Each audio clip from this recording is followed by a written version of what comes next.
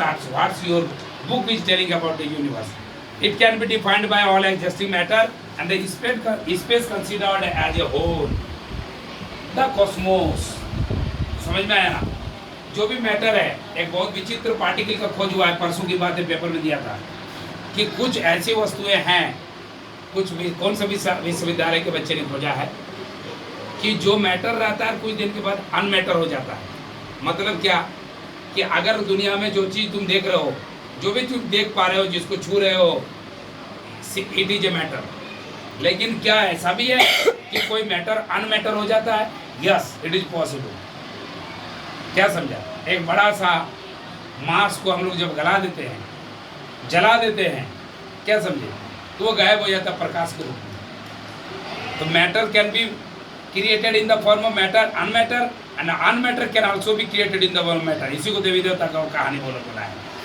मतलब क्या कि 50 किलो वजन का आदमी अचानक गायब हो जाता है, क्या समझा, अनमैटर बन जाता है, और 50 की बिना मैटर में वो आया और मैटर बन गया, पर देवी देवता की तरफ प्रकट हो गया। क्या समझा? It is possible according to the law, according to law. अभी भी बोला है इसको। तो बोला क्या कि दुनिया में the universe is believed to be the at least 10 billion light year in a diameter and contains a vast number of the galaxies. Galaxy किसको कहते हैं? क्या समझते हो गैलेक्सी किसको कहते हैं? तारों का एक समूह को गैलेक्सी कहते हैं। और हमारे गैलेक्सी का मूल जो तारा है, जिसके चारों तरफ सूरज भी चक्कर काट रहा है, सूरज भी काट रहा है, अभी तक तो पृथ्वी सूरज पर नहीं, सूरज भी काट रहा है। हम लोग के साइंटिस्ट के अकॉर्डिंग भारत में नाम दिया अभिजीत बोल के एक तारा का नाम दिया, बहुत बड़ा है, हमारे गैलेक्सी के अंदर है, और उसके चारों तरफ हमारा पृथ्वी, हमारा सूरज सब काट रहा है। ठीक उसी तरह जैसे माँ जाती है तो छोटे छोटे बच्चे भी चले जाते हैं, मेहमान में जाते हैं ना, तो जब सूरज चक्कर काट रहा है तो सूरज से लोग जुड़े हुए जितने हैं वो सब चक्कर काट रहे हैं, समझे ना? वो सूरज ही जा रहा है ना, सूरज ही जा रहा है, तो सूरज के साथ जितने सब जा रहे हैं, हाँ सब जा रहा है, कोई उपाय नहीं है। समझे पूरी बात? तो उस बात को समझना होगा कि एक्चुअली कैसे होता है ये पूरा कहानी। और एक विचित्र कहानी है, इसमें कोई शक नहीं है, भले तुम्हें डाउट है, लेकिन हम साइंस के स्टूडेंट होने के नाते मैं एकदम श्योर कहता हूँ कि ये दुनिया एक अजीब से पहेली है जिस पर भगवान ने हम लोगों को उलझा के रखा हुआ है। क्या समझा? क्योंकि कुछ समझ में नहीं आता कि आखिर सूरज जा रहा है तो कहाँ जा रहा है, पृथ्वी जा रहा है तो चक्कर क्यों काट रहा है, और ये सूरज सुबह डेली उठ जाता है, फिर ये छुप जाता है, तो ये पूरा कहानी कितना दिन चलेगा? ये बहुत बड़ी मिस्ट्री है, बहुत बड़ी कहानी है, और ना जाने कितने सालों से चलता आ रहा है, अरबों खरबों सालों से चलता आ रहा है ये, और ना जाने अरबों खरबों तक चलते रहेगा। हम तो सिर्फ आए हैं और हम फिर मर जाएंगे, और हमारे जैसे कितने लोग पैदा भी हुए और फिर हम जन्म भी लिए और फिर क्या हो जाएंगे? हम मर जाएंगे। So these are the greatest concept of the universe. We should to know about the what is the real meaning of this universe. Universe का रियल मीनिंग क्या है? क्या समझा? कई बार हम लोग क्या है ना कि मेटेरियलिस्टिक वर्ल्ड में खो जाते हैं। एक सुंदर साहब ये बोला भी था, न्यूटन साहब को कहा था कि न्यूटन साहब you are the greatest scientist of the, even though you have been called as a father of the science. आपको फादर ऑफ साइंस कहा गया है। What would you say about yourself? क्या कहेंगे आप अपने बारे में? तो न्यूटन साहब ने कहा कि मेरी मिसाल ऐसे ही है कि समुद्र के किनारे में कोई बच्चा गया है और वहाँ जाने के बाद देख रहा है कि क्या कि समुद्र के किनारे में कुछ खूबसूरत सा पत्थर गिरा हुआ है, और वो कलरफुल का पत्थर है, उन पत्थरों को वो उठाता है वो बच्चा, और उन पत्थरों में गुम हो जाता है। और उस बच्चे को ये नहीं पता कि समुद्र कितना गहरा है और कितने सारे राज को लेकर के समुद्र डूबा हुआ है, और समुद्र लगा हुआ है, कितनी मछलियाँ हैं, कितने बड़े बड़े मछलियाँ हैं, और समुद्र में कितनी कहानियाँ हैं। वो बच्चा केवल 2 कलरफुल क्या लिया है, पत्थरों को लेकर के उलझा हुआ। I am just like that child. उसने कहा, न्यूटन साहब ने कहा, I am just like that child.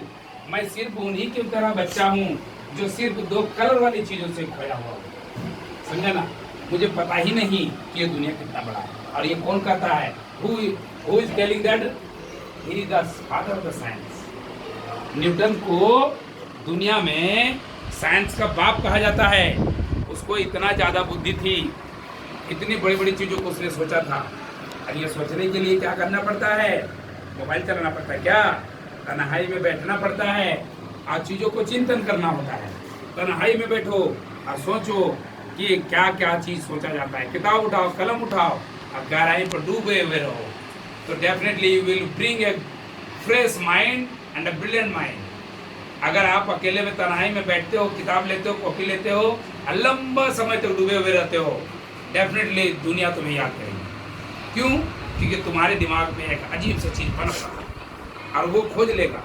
ये जो स्टीफन हॉकिंस था, जिसको पूरी दुनिया के लोग पागल या दुनिया के लोग उसको समझने लगे थे कि ये तो ख़त्म हो गया, इसका ब्रेन ख़त्म हो गया है, ये मर जाएगा, लेकिन हकीकत में वो सोचते रहता था। सोचते सोचते सोचते सोचते वो उस कगार पर गया कि उसको नोबेल पुरस्कार मिला। क्या समझा? लोगों ने माना कि उन्होंने बहुत बड़ी बड़ी किताबें भी लिखी। तो पहले समझो कि एक महान पुरुष बनने के लिए कुछ अच्छी सोच को लाना पड़ता है, समझा ना? और वो सोच आता कैसे है? भगवान वैसे दिमाग में नहीं देता है वो सोच जिसका क्या नहीं होता है, ब्रेन बहुत अच्छा नहीं होता। भगवान उसी के बारे में, जैसे थोड़ा देर के लिए तुम गरीबों को मदद करते हुए चले जाओ, तो भगवान तुमको ऐसा मदद करना सिखा देगा कि पता चला हर गरीब तेरे पीछे पागल है, हर गरीब तेरे पीछे पागल है। कारण कि गरीब करने की, मदद करने की कला को तुमने सीखा, और इस गरीब को कैसे करेंगे, उस गरीब को कैसे करेंगे। कुछ लोग जो ढोंगी बन के आता है उसको कैसे छांटेंगे। तो भगवान, whenever you are going to do a job, the God is giving you a power।